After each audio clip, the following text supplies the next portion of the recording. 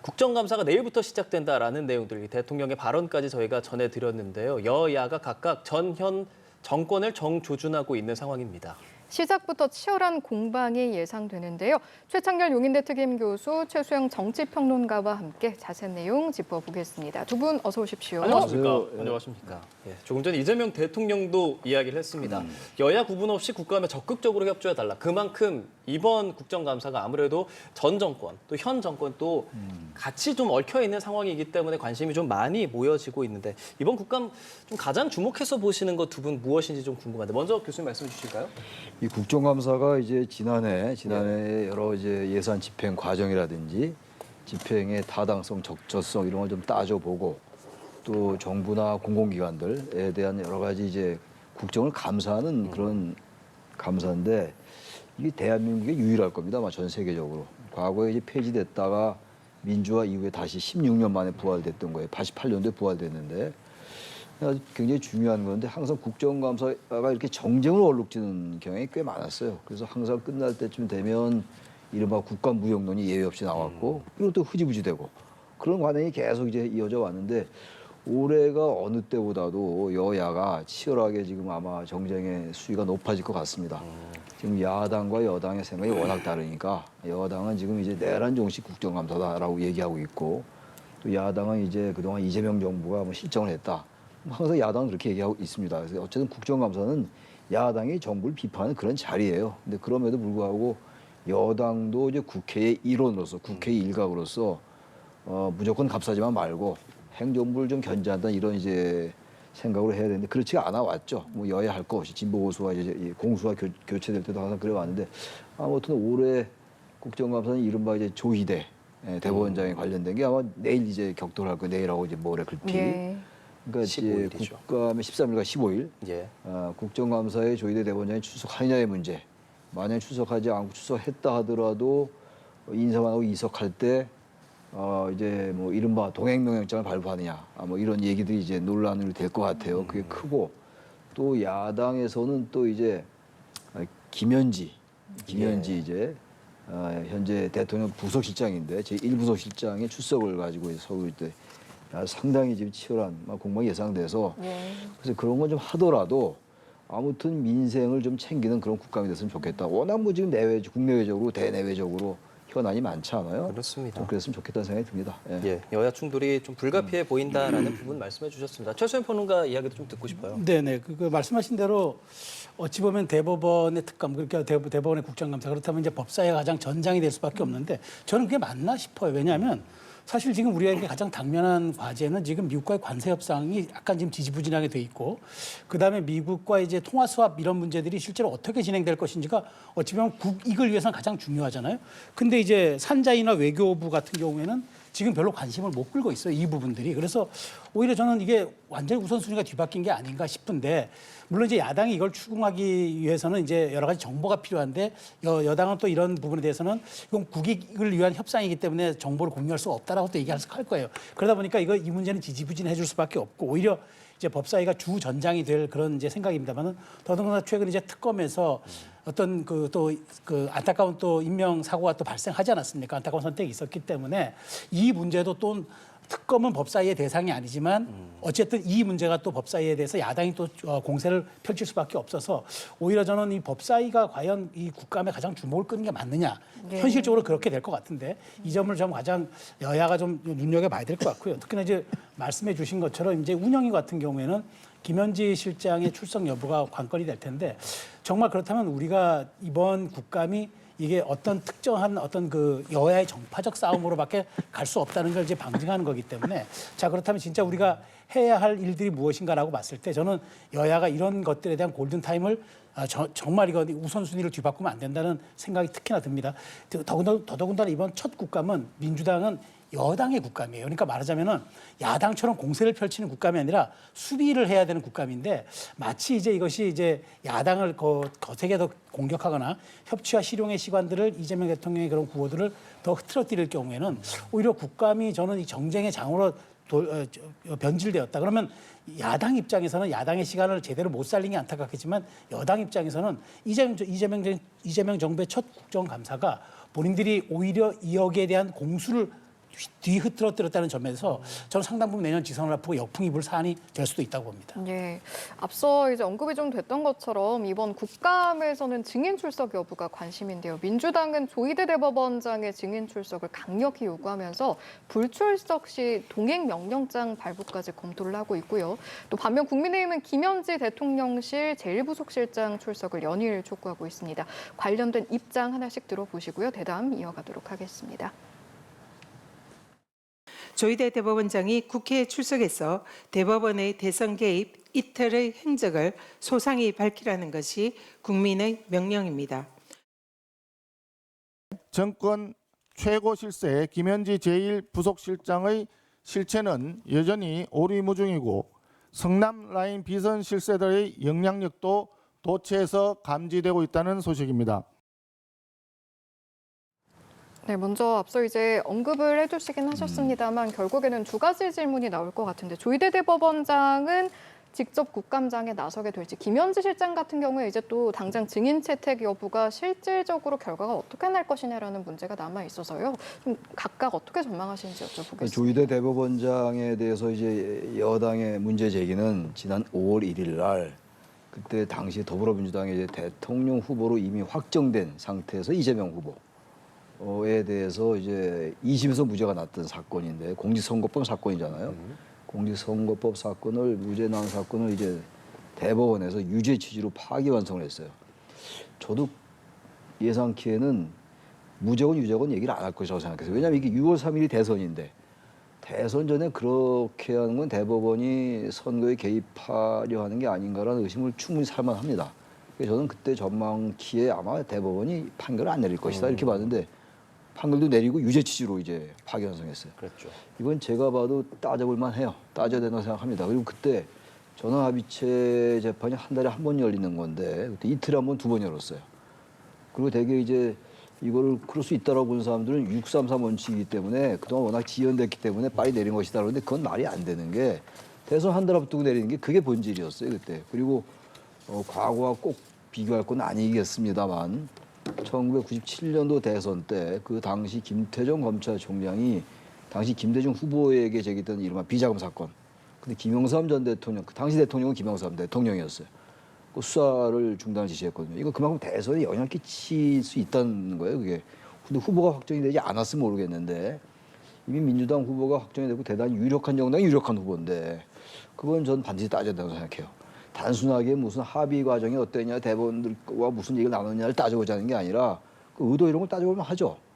그렇다면 저는 조희대 대법원장도 삼권 물집, 그리고 법원의 독립만을 얘기할 게 아니라 얘기를 해야 된다고 봐요.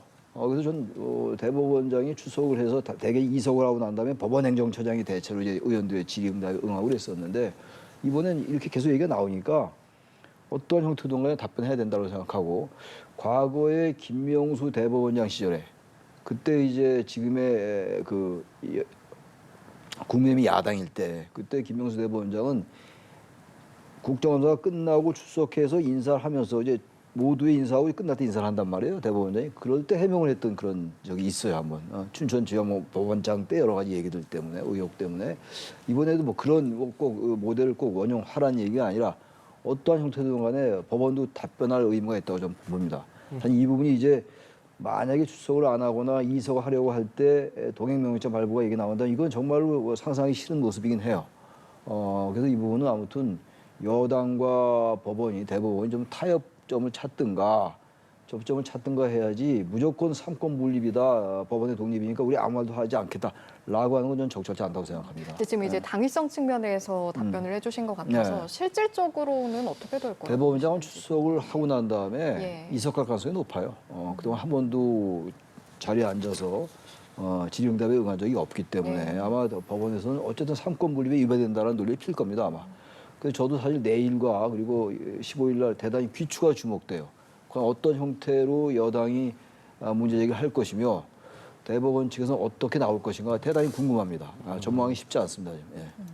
같은 질문 네. 드리겠습니다. 뭐 각각의 인물들 출석은 할지 또는 증인 채택은 어떻게 될지 질문 드려보겠습니다. 네, 대법원장이 이제 역대 증인으로 채택된 사례는 전무합니다. 한 번도 없었고요.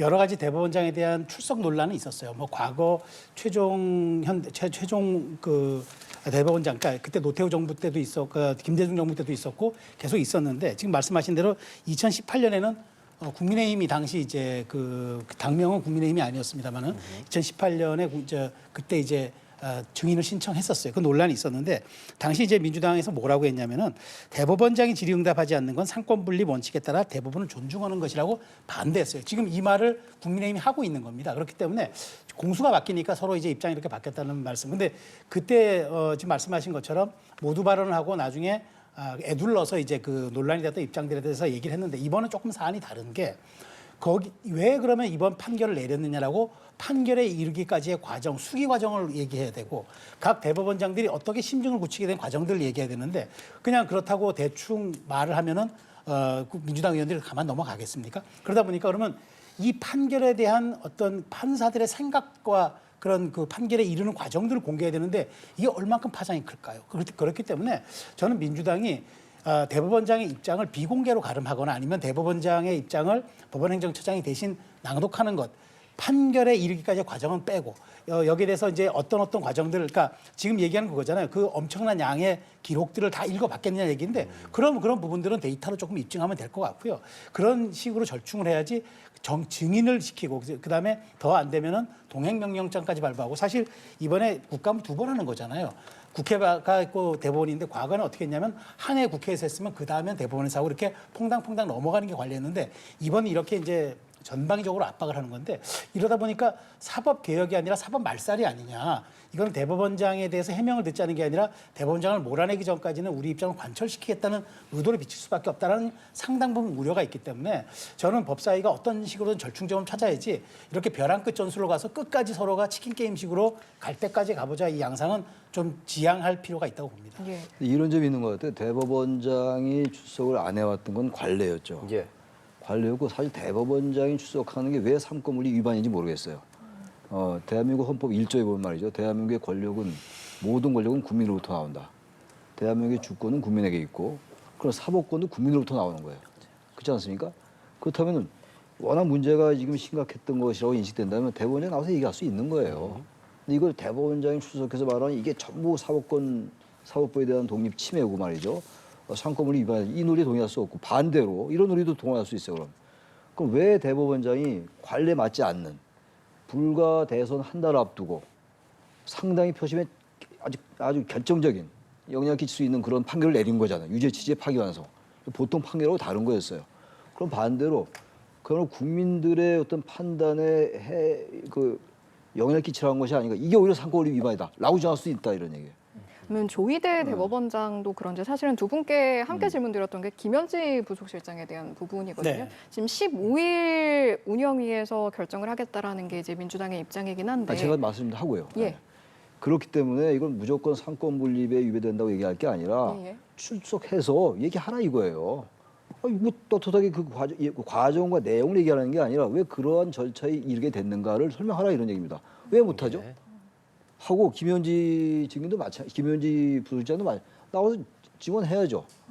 왜 국회 모든 권력이 국민으로부터 나오는데 국회가 결정하면은 여당이 어떻게 결정할지 모르죠. 김현지 이제 부실장에 대해서는 나와서 전 조희대 대법원장도 그렇고 김현지 부실장도 나와서 다 얘기하라 이런 얘기예요. 출석해서. 그럼 이 서로 뭐 비교할 지경에 있지는 않지만 그러면 서로 타협이 되는 거 아니겠어요? 서로 각자의 것만 주장하면 어떡합니까? 그래서 저는 이 조희대 대법원장의 이 얘기는 들을 필요가 좀 있다고 생각해요. 어떻게 대선 한 달 앞두고 그런 판결을 낼 수 있었겠는가를 단순하게 내용 자체가 아니라 법원조직법에 나와 있는 규정을 위반하라는 게 아니라 어떻게 그렇게 전혀 없던 정합의 판결을 한 달에 한 번씩 열다가 이틀에 한 번씩 2번이나 열고 말이죠. 빠른 속도로 이렇게 판결을 내리고 이건 어떻게 된 거냐 물어볼 수 있죠. 왜 못 물어봅니까? 네. 알겠습니다. 근데 저는 이제 그게 그 상태로만 끝날 것이 저는 그렇게 안 봐요. 그러니까 대법원장이 어떤 식의 얘기를 하더라도 민주당의 질의는 이어질 수밖에 없고 결국에 저는 판결에 이르기까지의 과정들, 유무죄까지도 저는 여기서 민주당 의원은 털고 가자고 할 것 같아요. 왜냐하면 지금 결국 민주당이 얘기하고 있는 것은 이제 이 대선의 영향을 이미 지나갔기 때문에 끼칠 수도 없는 상황이었기 때문에 이제와 얘기하는 건 무방하다는 걸 알지만 이 차제에 이거를 아마 해보겠다는 그런 생각들을 하는 것 같기 때문에 저는 그렇기 때문에 인사 정도 하고 그다음에 본인이 이제까지 이르는 과정들을 대법원 법원행정처장이 조금 입장을 대리 낭독해 주는 걸로 가름하는 게 맞다고 말씀드리고 예. 김현지 실장의 경우에는 저는 민주당이 원칙적으로 처리하겠다는 건 아마 안 하겠다는 건데 왜냐하면 당연히 해야 될 총무비서관 때 못 하겠다고 하다가 안 해도 될 일부 속실장을 옮겨서는 할 수도 있다고 얘기하는 건 전 진정성이 없다고 보고요. 제가 짧게 미국의 사례만 말씀드리면 미국에는 모든 공적 지위에 있는 사람들이나 공적 제도에 관해서 정보를 공개하는 정보공개법이 있거든요. 정보공개법을 그 법안의 명칭이 정확히 뭐냐면은 선샤인 로우입니다. 햇볕법이라고 합니다. 왜냐하면 공개되지 않는 그 공직사회에서 공개되지 않는다는 거는 이게 응습하고 이것이 굉장히 좀 곰팡이가 필 수도 있는 이런 사안이기 때문에 투명하게 공개되는 것이 건강하다는 측면에서 이 강제하는 이 법안의 이름이 선샤인 로우 햇볕법입니다. 저는 이것도 왜 이렇게 미국 정치가 이걸 도입했는지 우리도 한번 돌아볼 필요가 있다고 생각합니다. 예. 한편 또 내일 외통위에서 이제 외교부 국정감사도 진행이 될 텐데 이러저런 이야기들이 나오지만 저희가 앞서 대담 시작하기 전에 첫 기사로 보내드렸던 게 이제 캄보디아 납치 사건 관련한 내용들이었습니다. 이 부분도 좀 외교부에서 이야기 나올 수 있고 대통령 차원에서도 몇몇 이야기들을 하고 있단 말이죠. 여야가 다른 입장을 좀 갖고 있는 것 같습니다. 평론가 어떻게 생각하세요? 그러니까 저는 이 부분은 예. 그 사실 대한민국에서 안전이라는 게 화두가 지금 갑자기 이재명 정부에서 등장했어요. 이재명 대통령 취임하면서부터 안전한 대한민국 안전한 사회 만들겠다고 안전을 대단히 강조했는데 정부의 일단 그 데이터 안전이 뚫렸고 이번에는 우리 제외 국민들의 안전이 지금 굉장히 위협받고 있습니다. 특히나 이제 캄보디아 같은 경우에는 사실상 안에 그 내치로 인해서 굉장한 부패 경찰들이 많고 그다음에 경찰 인력이 타국에 비해서 굉장히 적기 때문에 치안에 대한 문제가 계속 있어 왔는데 이렇게 말하자면은 그 보이스피싱에 대한 그 범죄들이 활개를 치고 있고 거의 모집단들이 인근에서 넘어와서 거기를 거점으로 활동하고 있는데 우리 대사관에 좀 선제적인 이런 어떤 방안들이 좀 부족하지 않았나 얘기가 되고 그러다 보니까 우리 외교부 장관이 주한 캄보디아 대사를 초치해가지고 강력히 항의하지 않았습니까? 저는 거기서 그쳐서는 안 된다고 보고요. 이건 여야가 없습니다. 왜냐하면 우리 청년들이 무고하게 희생될 수도 있고 취업난에 허덕이는 우리 청년들이 헛된 꿈을 쫓아가서 굉장히 비극적인 삶을 마감할 수도 있기 때문에 이 부분에 대해서는 그러니까 여당 입장에서는 아직 우리의 조치가 미흡했다, 그러니까 예. 조치가 완전했다고 얘기할 것이 아니라 정말 선제적으로 이건 이재명 대통령이 얘기한 안전한 우리 국가를 위해서는 반드시 필요한 사안이기 때문에 야당도 공세만 할 것이 아니라 여기에 대한 확실한 정부의 대안을 들을 필요가 있다고 봅니다. 예. 어떻게 생각하시는지 좀 들어볼게요. 이건 뭐 여야가 공모할 수 있는 소재가 전혀 아니죠. 이거 외교부 이제 국정감사에서 그동안 대응이 적절했는가, 뭐 실기하지 않았는 걸 따져볼 수는 있겠죠. 근데 그게 지금 뭐 정부가 이게 이걸 뭐 이렇게 하고 싶어서 한 것도 아니고 이 사건이 꽤 오래됐던 것 같아요. 이제 이번 사건뿐만이 아니라 필리핀에서도 이런 피해가 있었고 말이죠. 이게 요즘 와서 꽤 빈발하는 측면이 있으니까 이제 이번을 계기로 사람이 죽은 거 아니에요 지금. 우리 대학생이 죽었는데 아무튼 이제 외교부도 그렇고 현재 공관도 그렇고 예. 다른 부처들도 같이 긴밀하게 연계하고 협력해서 여야가 같이 국정감사 때 대안을 모색한 쪽으로 가야지 이걸 또 무슨 공세 차원으로 삽니다. 이건 좀 맞지 않다고 생각합니다. 예. 알겠습니다. 다음 주제도 한번 함께 이야기 나눠보도록 하겠습니다. 당장 내년 6월 3일이죠. 6.3 지방선거에 대한 여야 각자 또 준비의 한창인데요. 각 당의 전략을 보면 각자 방점을 좀 찍고 있는 네. 부분이 있습니다. 민주당이 억울한 컷오프 최소화, 탈당 경력자 배제 이런 부분에 좀 집중을 하고 있고 국민의힘은 전략 공천 최소화, 완전 국민 경선 도입을 추진하고 있는데 사실은 이런 전반적인 전략을 어디로 가져가느냐에 따라서 좀 방향성이 느껴지지 않겠습니까? 그렇죠. 어떻게 평가하시겠습니까? 저는 이제 민주당은 이제 좀 당원 주권주의 강화라는 차원에서 이제 말하자면은 그 당내 당원들이 많이 참여하는 경선을 통해서 당원들의 어떤 그 입김과 의사가 반영된 후보를 뽑겠다는 거거든요. 근데 민주당의 딜레마가 이럴 수 있습니다. 원래 경선은 그 지지자들의 최대 참여가 관건이지만 본선은 관전자들의 최대 참여가 관건이에요. 근데 강도 높은 지지자들의 지지를 받는 사람이 나가면 중도 확장이 되겠어요?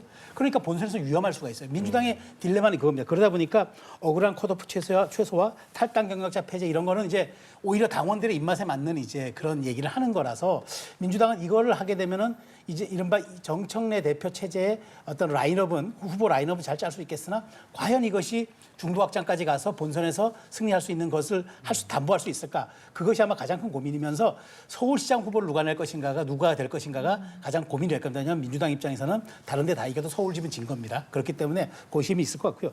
국민의힘 같은 경우는 전략공천 최소화하는 것 같은 경우는 이건 이럴 겁니다.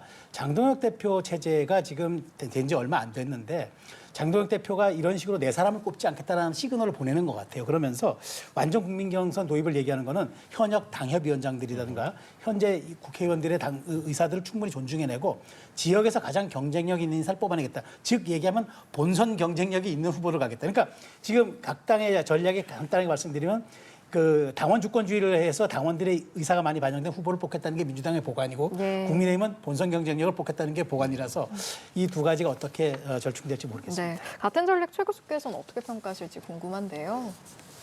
당원 주권주의라는 건 필요한 거죠. 네. 당원이 이제 정당의 주인이긴 한데 이 당원 주권주의라는 이름으로 너무 과도하게 강성 당원들의 영향력이 과도하게 표집되는 것 이거는 경계할 필요가 있어요. 지금 이제 국민의힘도 그렇고 민주당도 그렇고 우리나라 정치가 이게 뭐 지금의 문제만은 아닌데 항상 양극화되어 왔어요. 양극화됐고 또 내란 계엄 사태를 거치면 더욱더 이제 양극화되고 있는 상황이에요. 전 걱정스러운 게 이런 무슨 뭐 각 당의 전략이기 때문에 이 자체를 전 나름의 장단점이 다 있는 제도들이에요. 완전 국민 경선 같은 경우는 사실 노무현 정부 때 추진하다 사실 실패했던 정책이에요. 이것도 또 해볼만 하겠죠. 그거는 뭐 장단점이 있는 건데 또 여기서 좀 직접적으로 연결되지 않는지 모르겠습니다만 이게 가장 걱정스러운 게 극단적인 유튜버, 특히 극우 유튜버들. 아직 요즘 꼭 요즘이라고 할 건 아니겠습니다만 특히 새 정부 들어가지고 더 극성을 부리는 것 같아요. 그러니까 이러다 보니까 이제 극단적인 유튜버들하고 정치인들하고 같이 이제 결합돼서 거기에 이제 상업적 이익도 같이 이제 그 상업적 이익과 정치적 이익이 같이 공생하는 구도. 이런 식의 어떤 생태가 형성된 것이 아닌가. 좀 그래서 이게 지방선거 앞두고 이제 공천을 누가 받느냐가 중요할 거 아니겠어요. 양당 다. 근데 어쨌든 강성 지지자나 강성 당원들에 의해서만은 아니겠습니다만 그렇게 해서 공천되는 거는 너무 양극단으로 갈 수 있는 소지가 있기 때문에 그런 것들 최대한 배제했으면 좋겠다라는 생각이 들어요. 그 말씀을 가름하겠습니다. 알겠습니다. 마지막 두 분께 좀 여쭤보고 싶은 것이 이제 추석 연휴였잖아요. 연휴 기간 동안 서울에 또 시내 나가보면 그 관광객들, 특히 중국인 관광객들이 상당히 좀 많습니다. 그게 뭐 꼭 지금 얘기되는 것이 정부가 중국인 단체 관광객 대상으로 무비자 입국을 허용했는데 그런 부분에 있어서도 여야의 시각이 조금은 좀 다른 듯한 그런 느낌도 좀 들고 실제로 중국인이 좀 많이 와서 그로 인해서 뭐 백화점의 수익이 늘었다라는 부분도 있는데 또 중국인들이 많이 들어오는 것을 주진우 의원 같은 경우는 뭐 간첩의 활동 면허증 주는 격이다 이런 표현까지도 좀 쓰고 있습니다. 두 분의 생각 좀 궁금한데요. 저는 되게 이제 국민의힘이 이제 지금은 저도 그런 표현을 굉장히 자제하는데 제가 아까 극단적 유튜버 얘기했었잖아요. 잠깐. 극우적인 성향들 이게 전형적으로 국민의힘이 극우적인 성향을 보이는 거라고 저는 봐요. 근데 특정인에 대해서 이렇게 뭐 의료, 선거, 부동, 선거 3대 쇼핑 뭡니까? 이러니까 국민의힘이 극우 정당이라는 말을 듣는 거예요. 왜 아직도 이런 프레임을 못 벗어나냐고요, 국민의힘이. 선거, 부동산, 이거 중국인들만 이렇게 하는 건 아닐 거 아니에요. 제가 알기로는 미국인도 또 상당히 많이 부동산 사는 걸로 알고 있는데 이건 특정 국가에 대해서 이건 국익에 엄청나게 위배되는 거예요. 중국에 대해서 의료 쇼핑한다, 선거 쇼핑한다, 이걸 법으로 만든다고 얘기하는 거 아니에요, 지금? 국민의힘이 이러면서도 내년 지방선거에 표를 달라고 할 수 있을까? 그러면서 무슨 완전 국민경선을 합니까? 저 이거 당장 중지하라고 얘기하고 싶어요. 예. 이거 중국이 이거 우리나라에 대해서 어떤 조치를 취할 수 있을까요? 이거 만약 특정 나라가 대한민국의 이 국민들에 대해서 이렇게 얘기하면 대한민국 정부가 가만히 있겠습니까? 이건 아주 위험한 일이에요.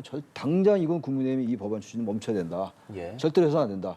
바로 이렇기 때문에 국민의힘이 극우정당 소리를 듣는 것이다라고 제가 개인적으로 생각하는 겁니다. 최 평론가님께는 그럼 국민의 입장에서는 왜 이런 발언들을 내놓고 있는가에 대한 답변도 듣고 싶고 개인적으로 네. 어떻게 생각하시는지도 궁금해요. 먼저 제가 보기에 선거 얘기는 그냥 부정선거가 아닌 것 같고요. 이게 뭐냐면 합당하게 우리가 이제 지금 그 주권을 행사하는 게 중국인들은 우리나라에서 어느 정도 일정 기간 된 사람들은 투표권을 행사하는데 우리는 중국에서 행사할 방법이 없기 때문에 아마 여기에 대한 문제를 제기하는 거 제가 이 법안을 좀 들여다봐야 되겠습니다만은 그다음에 의료나 부동산 같은 경우에 약간 국민 감정에 좀 약간 저해되는 그런 부분들이 있다 보니까 호혜평등의 측면에서 이걸 해야 된다. 그러니까 얼마 전에 중국인 입국 무비자를 했는데 벌써 이탈자 여기서 벌써 그 불법 체류로 빠진 사람이 6명이나 된다는 얘기가 있거든요. 그러니까 국민의힘이 이렇게 얘기하면서 이러한 저러들, 그러니까 결국 외교라는 거는 양국 간의 호혜 평등의 차원인데 우리가 너무 중국에게는 문호를 개방하고 그다음에 시장을 열어주고 중국은 우리에게 그래 상응하게 되지 못하는 그렇게 외교적인 행태를 하기 때문에 이 부분에 대해서 바로잡자는 얘기하는 것 같아요. 부동산 같은 경우에도 사실상 우리는 이제 제한을 6억 원씩 받지만 중국인들은 돈에 제한 없이 살 수 있으니까 아마 이런 문제들 얘기하는 것 같은데 저는 이건 국민 감정에 밀접한 부분이기 때문에 그렇지만 상대가 있는 중국이라는 국가가 있기 때문에 이 부분은 국익과 현실 사회에서 이건 여야가 좀 조절할 필요가 있겠다. 특히 야당 입장에서는 지지자들에게는 강하게 좀 소구될 수 있겠지만 이런 부분들이 말씀하신 것처럼 지방선거 때 중도 표심을 어떻게 자극할지 이런 부분들을 좀 정밀하게 고민하면서 갔으면 좋겠다는 생각이고 이런 부분들은 저는 미국도 중요하고 중국도 중요하기 때문에 네. 어쨌든 적절한 수위가 필요하다는 생각이 듭니다. 알겠습니다. 여기까지 듣고 마무리하죠. 오늘은 다양한 정치권 이슈들 두 분과 함께했습니다. 최창렬 용인대 특임교수, 최수영 정책평론가 함께하셨습니다. 고맙습니다. 오늘 말씀 잘 들었습니다. 네.